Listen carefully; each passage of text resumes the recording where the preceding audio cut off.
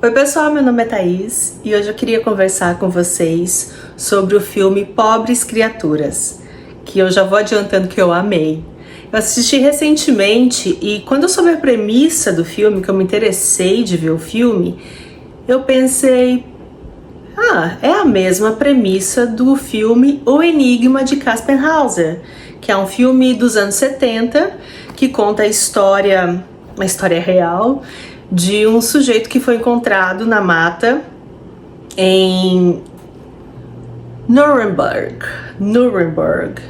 não sei como pronunciar, é alemão, em 1928, e ele não tinha sido civilizado, né? Por isso que o nome é o Enigma, também ninguém sabe o que aconteceu com ele, mas acredita-se que ele foi criado por animais, né? Que ele se criou ali junto com os animais e ele não tinha nenhuma noção de socialização. E eu vi esse filme na faculdade de psicologia e eu pensei, cara, deve ser a mesma premissa. Pois bem, a premissa até é a mesma, mas de uma forma completamente diferente abordada no filme Pobres Criaturas.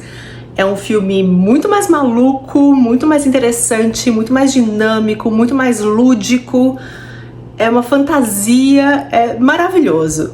Então assim, o Enigma de Caspar Hauser é bem para estudantes de psicologia, antropologia, e Pobres Criaturas é para todo mundo, digamos assim, tá?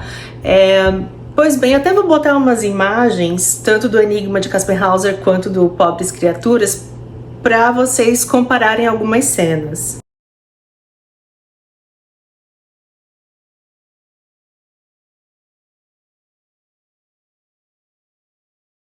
Mas as semelhanças acabam aí, porque todo o resto do filme é muito diferente.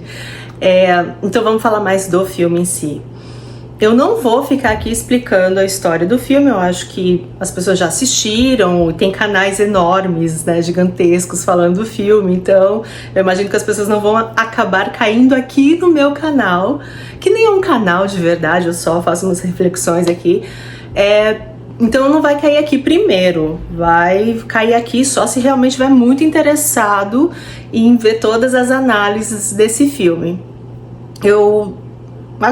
Ontem, né, vi que o Christian Dunker também gravou um vídeo a respeito e ele também lembrou do filme O Enigma de Caspar Hauser, o que eu assim, que legal, tem mais gente falando sobre isso. Mas tem mais coisas que eu não vi as pessoas falando, que é o que eu gostaria de adentrar mais, que é o fato da ideia de relações amorosas com os homens. É bastante óbvio que o filme aborda a questão feminina, né? Aquela questão bem Simone de Beauvoir, a gente não nasce mulher, a gente torna-se, né, uma mulher, porque a sociedade vai criando a sociedade vai colocando regras na gente, impondo coisas que são só papéis sociais, né? A gente não é isso porque a gente nasceu assim. A gente não tem problemas sexuais, como diz, a mulher não gosta de sexo. A gente gosta sim, muito. A forma com que nos foi apresentado a nossa sexualidade, com todas as travas, todos os preconceitos, todas as amarras que imporam na gente, é que fez muita mulher não ter essa liberdade sexual. Mas enfim, esse assunto fica bem claro, né? A forma que os homens tentam controlar ela também fica bem óbvio, mas assistindo o filme e vendo as resenhas, eu não vi ninguém falando sobre uma possível relação, né? Claro que a arte é aberta a interpretações. Eu assistindo o filme, me veio na cabeça o livro do Engels, A Origem da Família, Propriedade Privada e o Estado. Mas Thaís, da onde que tu tirou essa conexão, né? Pois bem, a parte do livro do Engels, quando ele fala que a mulher ou ela se prostitui para um homem só, uma vez, e recebe o dinheiro a cada homem que ela se deitar, ou ela se prostitui para um único homem para o resto da sua vida, que é o casamento, nos moldes de uma sociedade que coloca a mulher num patamar inferior ao do homem. Então, se não existe igualdade de gênero real, se não existe salários iguais, liberdade tanto para o homem quanto para a mulher, quando a mulher é colocada num casamento, é quase que uma prostituição mesmo. Bom, ele não fala quase, né? Ele fala, é um jeito de se prostituir. Então, Engels fala, a única solução para a mulher é realmente ter igualdade, realmente ser uma cidadã de direitos plenos. É claro que a nossa sociedade avançou muito, a gente tem muita coisa para comemorar, mas o machismo ainda tá aí, ainda tem muitos casamentos arranjados, tem muita criança, né, passando por casamentos forçados, por estupro, né? Então, a realidade do mundo é muito cruel com a mulher, né, com o sexo feminino. Então, se a mulher, ela tem dependência financeira dos homens e ela não tem como ter uma vida, não vou nem dizer confortável, mas minimamente digna, ela se vê na obrigação de se casar, né, muitas vezes. E esse acaba sendo o caminho também para mulheres que sofrem abuso dentro de casa. Adolescentes que apanham dos pais, que são violentadas sexualmente, muitas vezes elas se casam cedo para sair de casa. E essa visão da prostituição, segundo Engels, me veio à tona quando eu vi o filme, porque a Bella é uma garota que ela tem 4 homens na vida, né? O primeiro é o criador dela, vamos chamar de pai, né? O pai dela, que no filme se chama William, né? O William, ele a cria e não quer que ela saia de casa, não dá liberdade para ela, e ela quer liberdade, né? E ela vai para uma relação com, eu tenho que copiar os nomes que eu sou péssima aqui, com o Remy, é isso? Não, o Remy é o primeiro, o Duncan, isso, Duncan Vedder, que ela daí vai sair pelo mundo, que ele é o garanhão charmoso, né? E ela vê essa possibilidade de sair de casa com ele, né? Tipo, sim, por favor, me tira daqui, vamos conhecer o mundo, me tira dessa prisão que é a minha casa. E quando o dinheiro é colocado em questão, fica bem claro que ele vê o dinheiro como sendo dele, né? Que é quando a Bella vai doar o dinheiro para os pobres e ele enlouquece, né? Tipo, como que você faz isso? Era o meu dinheiro. E para mim fica essa conexão de o dinheiro não era dela, né? Uma garota que saiu da casa dos pais para tentar ter liberdade, mas ela ainda não tem essa liberdade.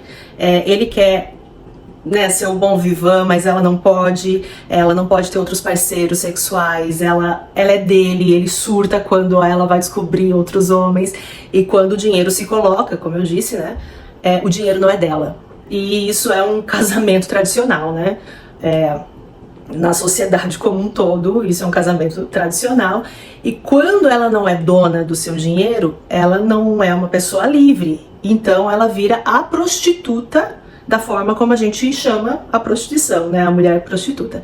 Daí sim ela vai para uma casa de prostituição e lá ela é livre, e lá ela tem dinheiro, e lá ela faz o que quer. E isso me traz muito a reflexão do Engels. Quem concorda? Quem discorda? Tô viajando? Me deixa saber a tua opinião, tá bom? Já em relação aos homens, eu também tive algumas reflexões, né? Como eu já falei, o primeiro homem da vida dela foi o criador dela, né, o pai, e depois ela conhece um cara muito legal.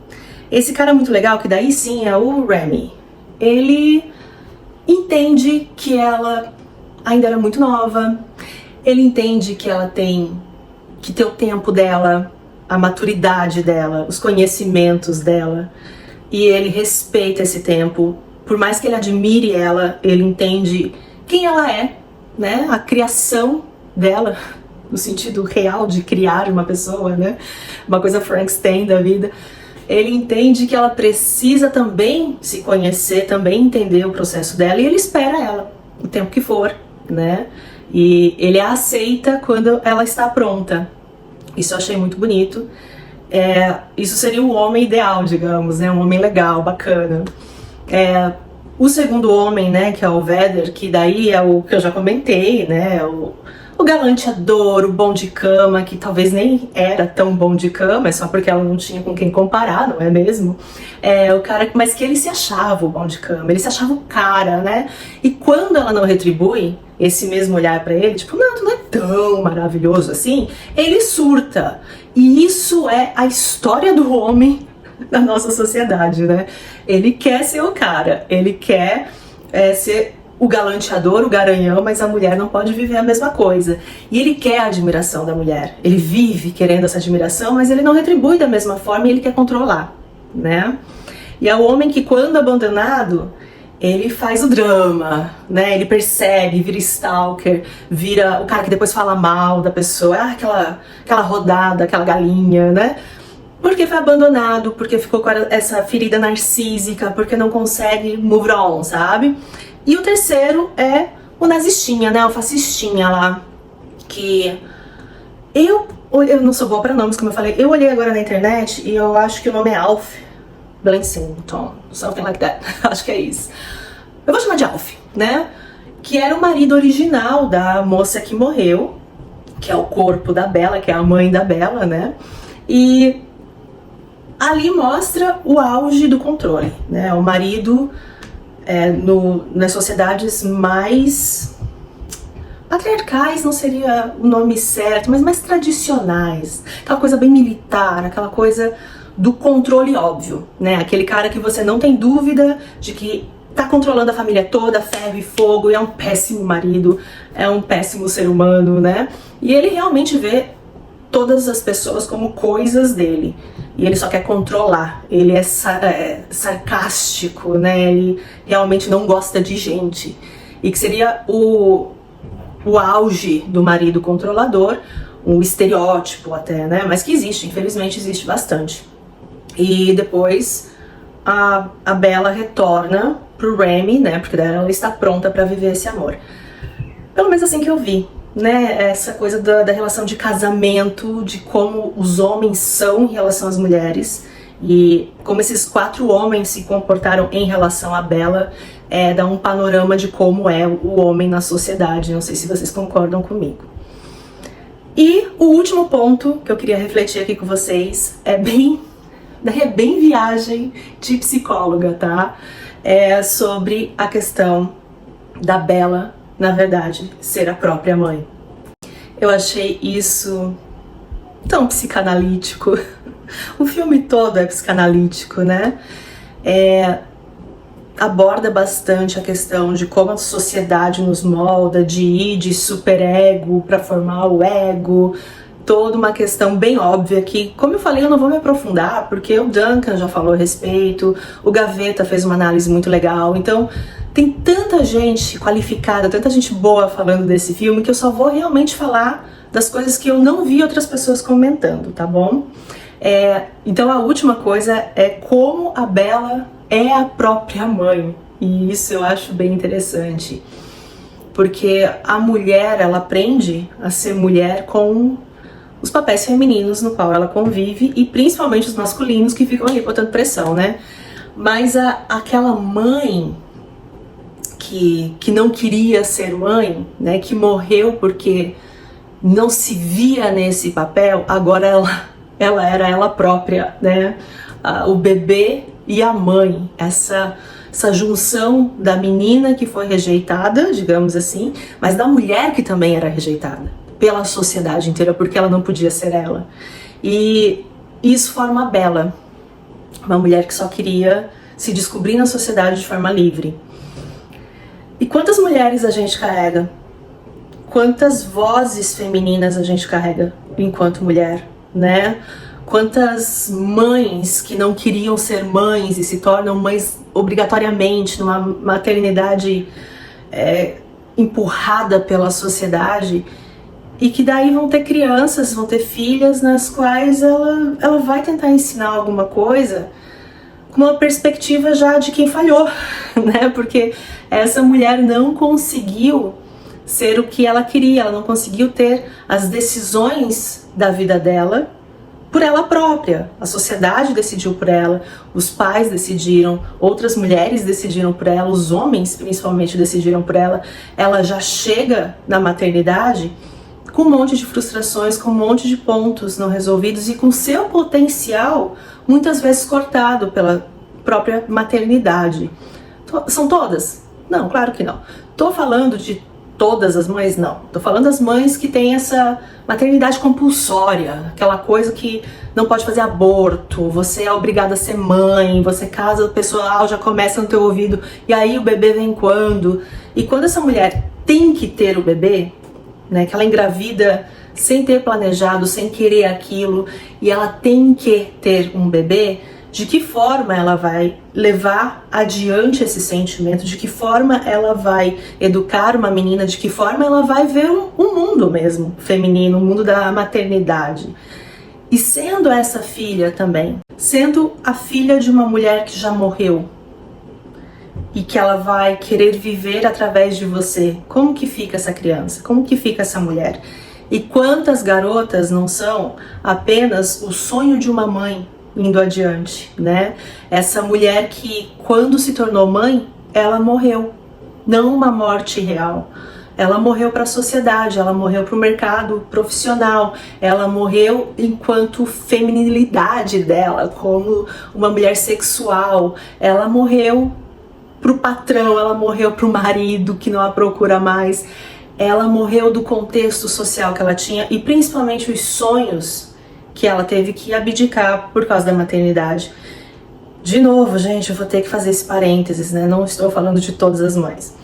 Mas essa mãe que morreu, essa mãe que deixou de estar na sociedade e ela vive através da filha, sabe? Que filha vai ser essa? Que vai carregar a mãe em si, que vai carregar esse corpo da mãe, que vai para a sociedade já com esse peso de uma mãe que não pôde ir para a sociedade. Ela vai ter que viver a vida dessa mãe. E ela é só uma criança, ela só quer descobrir o mundo, ela só quer ser livre sem o peso, sem a carga familiar. Mas a carga familiar sempre aparece, mais cedo ou mais tarde. Mais cedo ou mais tarde, o peso da tua família que não te queria, ou até que queria, mas é frustrada de algum jeito, vai cair em cima de você, né? Vai cair em cima dessa criança, seja homem, seja mulher, mas principalmente mulheres passam por isso, né? De todas as frustrações dessa mãe, de tantas mulheres da sociedade que não puderam viver a vida que elas queriam viver.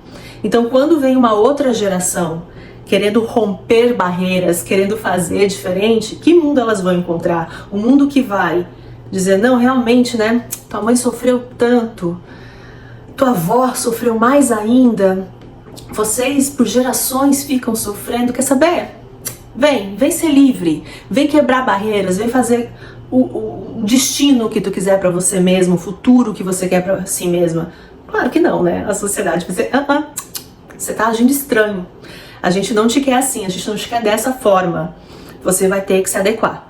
E assim a gente vai dando um passo de cada vez na sociedade enquanto mulher, a gente vai construindo de pouquinho em pouquinho, cada uma que rompe fronteiras, cada uma que faz diferente, é um passo a mais, né, na conquista por uma igualdade. Nossa, militei, né? Me empolguei aqui.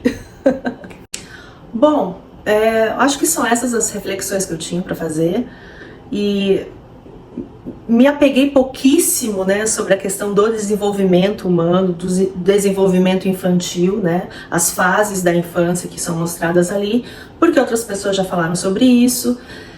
Também é bem psicanalítica, né, a parte da descoberta sexual, que não porque seja da psicanálise, mas é porque foi algo que Freud já trouxe lá atrás, de que a criança não lhe falta sexualidade, né? Porque isso nasce no corpo, zonas erógenas a gente tem, então a criança ela vai querer se tocar, ela vai querer se descobrir também, e não é pecado, né? É só uma fase de desenvolvimento. E ele fala depois da latência, que chega aos 7 anos, que é mais ou menos aos 7 anos, que é quando a criança começa a ser estimulada intelectualmente, então ela meio que para de querer se fixar só no corpo, em sensações, e ela passa por uma questão mais intelectual, que coincide ali com o período que a gente coloca as crianças na escola, não é mesmo? Então, isso também aparece no filme, né? A Bella tá ali descobrindo o corpinho dela, né? E depois ela descobre o sexo, que é uma coisa meio chocante, né? Porque mentalmente ela ainda era uma criança, mas enfim.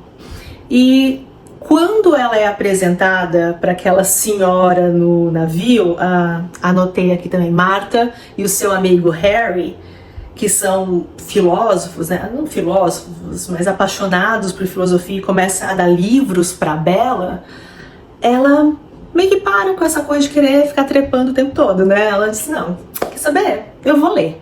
E ela passa por essa fase de latência que já era descrito por Freud, né? Que daí a criança desencana de querer descobrir apenas prazeres físicos e vai para o intelecto. E começa a construir o intelecto, né, na verdade. E ela mostra isso no filme, né? A Bella passa por isso no filme. Eu amei que eles trouxeram a filosofia mais dark, né? Que é o tipo de filosofia que eu gosto. Então, assim, ela é apresentada para isso, aquilo casa perfeitamente, tanto com o desenvolvimento da infância, né, como também com o filme, com o caminhar do filme. Eu achei maravilhoso. Porque as ideias ali colocadas têm tudo a ver com a trama, com a ideia do filme, com essa estranheza do filme, não é mesmo? E depois ela volta para a sexualidade dela, né, como se fosse uma adolescente. Ela fica mais rebelde também, ela consegue ter uma ruptura maior e se virar sozinha. Então, o filme vai trazendo de forma muito suave esse desenvolvimento, né, do infantil, dos primeiros passinhos, aprender a comer, depois aprender as regras sociais, a agressividade, né? Quando a criança ela fica brava, ela vai lá e quer bater mesmo. E assim que criança é. E depois que ela aprende que ela não pode lidar assim com as emoções dela, que ela tem que reprimir as emoções para poder viver em sociedade, né? Então eu acho bem legal a forma com que tudo isso é abordado no filme. Eu adorei, eu amei, eu tô louca pra ver de novo. Provavelmente revendo eu vou ainda captar mais coisinhas e querer conversar mais sobre esse filme, mas já falei demais. É isso, beijo pra vocês.